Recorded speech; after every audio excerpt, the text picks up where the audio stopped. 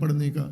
مثلا یہی نفسیات جو آپ نے باقاعدہ یہاں پر آج اس کے لیے ایک اہم ترین موضوع انتخاب کر کے کیا, اور مجھے دل سے بہت خوشی ہو رہی ہے کہ جس چیز کی کمی تھی وہ تعلیمی اداروں کے اندر موجود ہے اور اس کو بڑھا رہے ہیں اور اجاگر کر رہے ہیں, اور انشاءاللہ دوسرے بھی کریں گے اس کی طرف.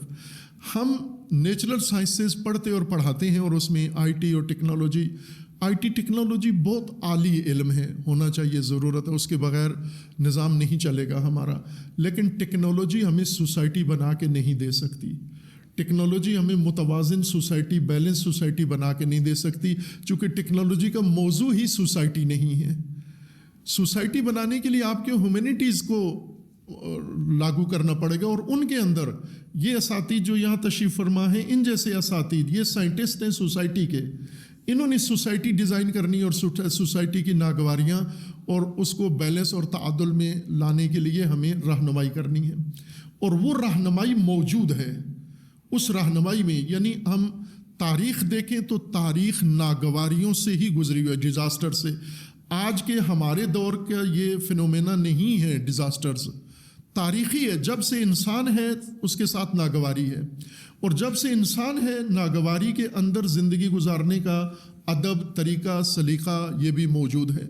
اور جس دور میں جس نسل کو ناگواری درپیش ہے, اس نسل کے علماء, اس نسل کے پروفیسر, اس نسل کے سائنسدانوں کے اوپر لازم ہے کہ وہ اس کا رائے حل انہیں نکال کے دیں. اور رائے حل یوں نہیں کہ آج کشف کرنا ہے کسی اور کو رائے فلکی سے, بلکہ موجود ہے, قرآن کے اندر موجود ہے, دین میں اور خصوصاً علوم کے اندر موجود ہے. آج سائیکالوجی نے باقاعدہ ایک شعبہ سوشل سائیکالوجی بنا کر اور اس کو باقاعدہ پڑھا کر بتا دیا ہے کہ جس طرح انسان کی نفسیات ہے, پرسنل نفسیات ہے, اسی طرح سوشل معاشرے کی, سوسائٹی کی بھی نفسیات ہے.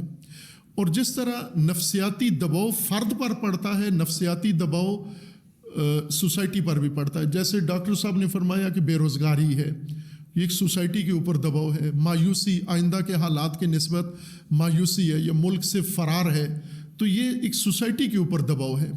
اسی طرح جب جنگ آتی ہے یا کوئی اور ایسا حادثہ آتا ہے تو اس کے نتیجے میں ہمارے اوپر دباؤ آتا ہے. اس دباؤ کے لیے اس نسل کو آمادہ کرنا کہ اس دباؤ کو مینیج کیسے کرنا ہے, اس کو فیس کیسے کرنا ہے, اس کو سلجھانا کیسے, اور دباؤ میں اپنا کام کیسے جاری رکھنا ہے.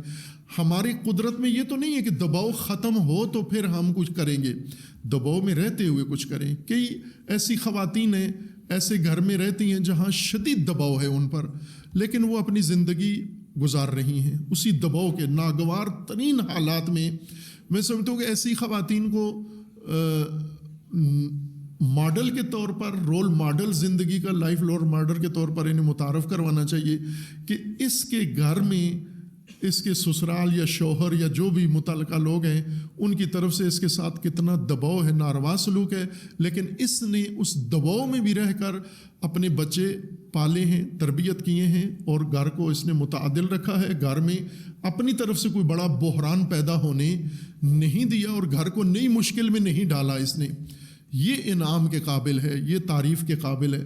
تو یہ ایک شخصی سلیقہ ہے اس کے اندر کہ بحرانوں کے اندر میں نے کیسے زندگی گزارنی ہے. میں سمجھتا ہوں خواتین زیادہ توانائی رکھتی ہیں بحرانوں کے درمیان اپنی زندگی کو متعادل رکھنے کا. ویسے ہمارا احساس یہ ہے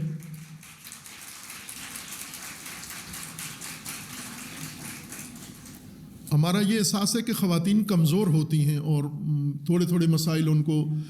اس موضوع پہ میرا اپنا مشاہدہ جو میں بتا رہا ہوں کہ خواتین کی استقامت زیادہ ہے, بحرانوں کو مینیج کرنے میں زیادہ ان کے اندر حوصلہ موجود ہوتا ہے, اور دیر سے بحرانوں کے مقابلے میں وہ جھکتی ہیں یا شکست کھاتی ہیں. مرد جلدی بحرانوں کے مقابلے میں ٹوٹ جاتا ہے اور جلدی حوصلہ ہار بیٹھتا ہے.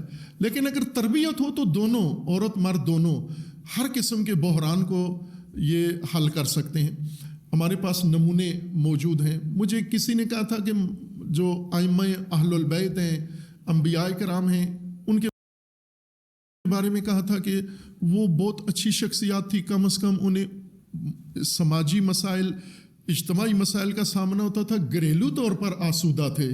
میں نے کہا تو نے تاریخ نہیں پڑھی، اگر ان کی تاریخ پڑھ کے ان کے گھروں میں کتنی مشکلات تھیں، مثلا حضرت نوح کو گھر سے کتنی مشکلات تھیں، حضرت ابراہیم کو اپنے گھر سے کتنی مشکلات تھیں، حضرت لوط کو اپنے گھر سے کتنی مشکلات تھیں، یہ اگر تاریخ میں پڑھو تو آپ کو اندازہ۔ کہا کہ وہ باہر آ کے جو پرفارمنس دکھاتے تھے اس سے تو نہیں لگتا تھا گھر سے کوئی پریشانی ہے، نہ ان کے گھروں میں شدید پریشانیاں تھیں، لیکن وہ گھر کی پریشانی کو معاشرے میں اور معاشرے کی پریشانی کو گھر میں لے جا کر نہیں ٹھونستے تھے، جو پریشانی جہاں ہے وہیں اس کو حل کرتے تھے۔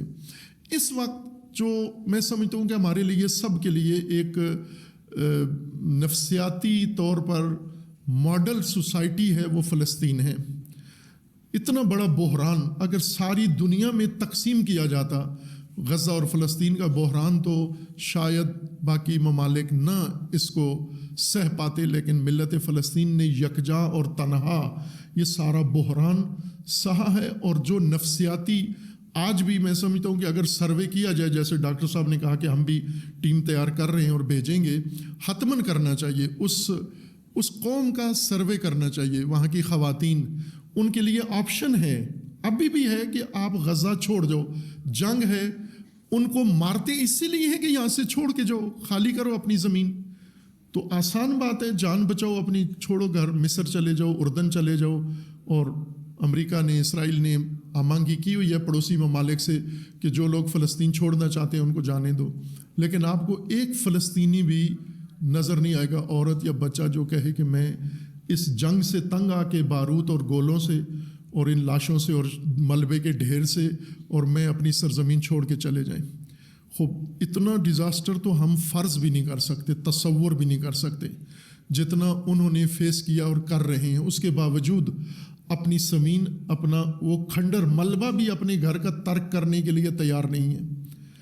اس کا مطلب یہ ہے کہ انہوں نے نفسیاتی طور پر، عسکری طور پر نہیں ہے وسائل ان کے پاس، مادی طور پر نہیں ہے، ان کے پاس کوئی اور فوج نہیں ہے، کچھ بھی نہیں ہے دشمن کا مقابلہ کرنے کے لیے، لیکن نفسیاتی طور پر اپنے آپ کو انہوں نے ختم ہونے نہیں دیا، اور نفسیاتی طور پر اپنے آپ کو سنبھالا دیا ہے۔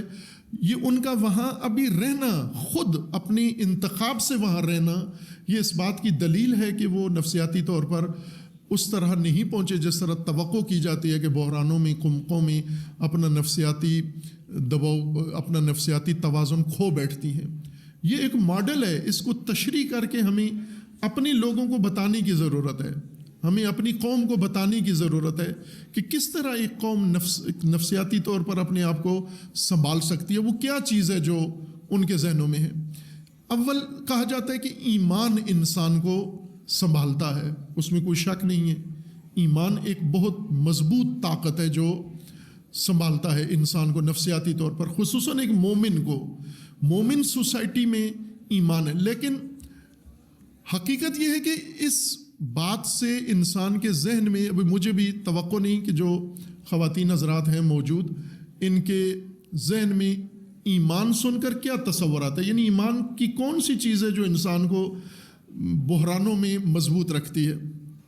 چونکہ ایمان کے معنی میں، مفہوم میں ابہام ہے، وضاحت نہیں ہے، یعنی وہ ایمان کی حقیقت جو انسان کو اگر دل میں پیدا ہو جائے تو وہ بحرانوں میں انسان کو مدد دیتی ہے، وہ ایمان ہم نے تشریح نہیں کیا، صرف اس کا حوالہ دیتے ہیں کہ ایمان، مثلا مولانا صاحب ہے، میں آپ کے سامنے کہہ رہا ہوں کہ ایمان انسان کو بحرانوں میں سنبھالتا ہے، انسان کو نفسیاتی سہارا دیتا ہے۔ اب جس دن میرے اوپر بحران آیا تو آپ آ کے میرا حال دیکھیں کہ یہ جو ہمیں کہتے تھے ایمان کا سہارا لو اور ایمان کے سہارے قائم رکھو، تو اب آپ کرو نا، ایمان تو آپ کے پاس ہے، ہمیں بھی آپ نے لیکچر دیا ہے کہ ایمان کے ذریعے سے اپنے آپ کو سنبھالو، تو اب کر کے دکھاؤ ایمان کون سا ہے۔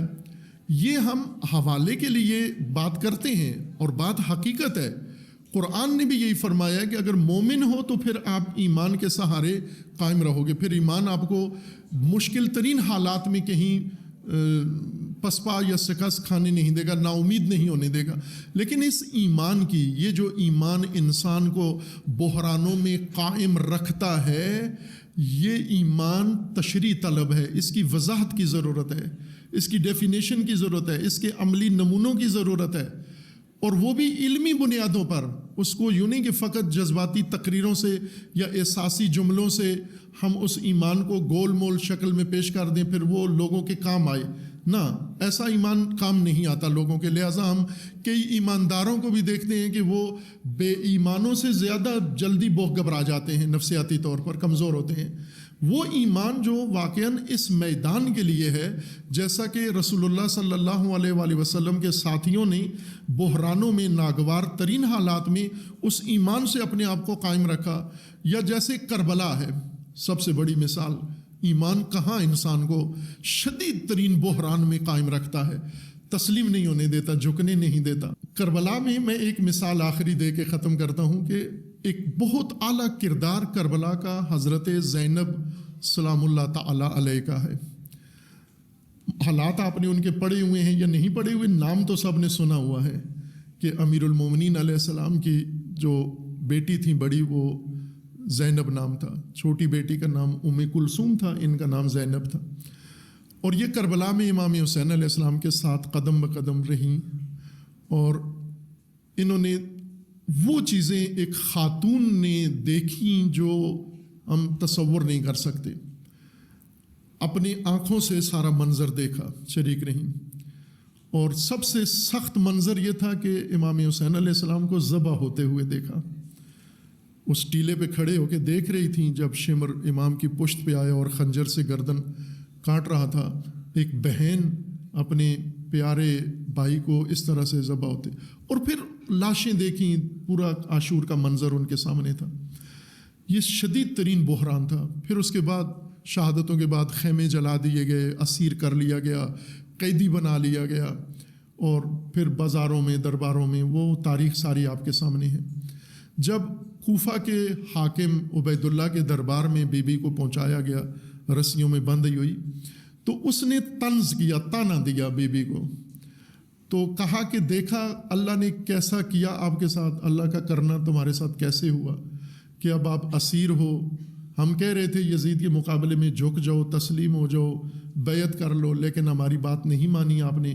اور آج دیکھو سر سارے کٹے ہوئے نوک نیزہ پر ہیں، اور بچے سارے بندھے ہوئے، اور خواتین ساری اسیر ہیں. تو یہ جو کچھ ہوا آپ کے ساتھ، یہ اللہ نے کیا تمہارے ساتھ. اور یہ اس نے نمک چھڑکا ایک طرح سے زخم کے اوپر. اور میں نفسیاتی مثال دے رہا ہوں، نفسیاتی پاور کی، قوت کی اور مدیریت کی مثال دے رہا ہوں. تو اس نے کہا کہ کیسا پایا آپ نے اللہ کا کرنا تمہارے ساتھ، اللہ کو کیسے پایا؟ تو بی بی زینب اس کو جواب دیتی ہیں کہ وجدتہ جمیلا، میں نے کربلا میں اللہ کو بہت جمیل اور خوبصورت پایا ہے، بہت حسین خدا دیکھا ہے میں نے کربلا میں.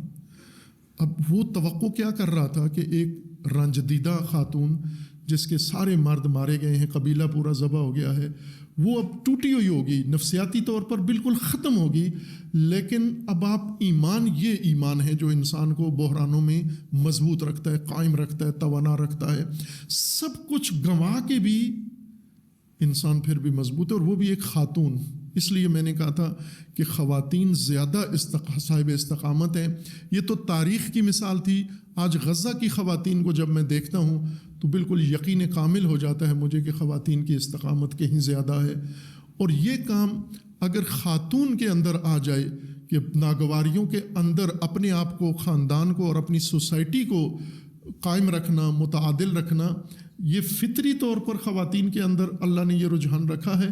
اور پھر دین بھی ہدایت دیتا ہے، اگر تعلیم بھی اس کے ساتھ شامل ہو جائے تو ہم دونوں صورتوں میں، خوشحالی خوشگواری کے دنوں میں بھی ایک مثالی معاشرہ بن سکتے ہیں، امت بن سکتے ہیں، اور ناگوار ترین حالات میں بھی ہم اپنے آپ کی اس مثالی حیثیت کو قائم رکھ سکتے ہیں، خواہ وہ عالمی منظرنامہ ہو یا وہ ملکی پاکستان ہو. اور ہم پاکستان کے اندر ایک یونیورسٹی بہت بڑا کردار ادا کر سکتی ہے، اور میں سمجھتا ہوں کہ اس یونیورسٹی نے یہ عمل شروع کر دیا ہے. اور میری دعا ہے کہ اللہ تبارک و تعالیٰ اس کے بانیوں کو اور اس کے اندر فعال تمام جوانوں کو، اساتید کو اور جو انتظامیہ ہیں ان کو اللہ توفیق دے اس مشن مقصد میں، اور وہ پاکستان میں ایک مثالی معاشرہ قائم کرنے میں کامیاب ہو انشاءاللہ.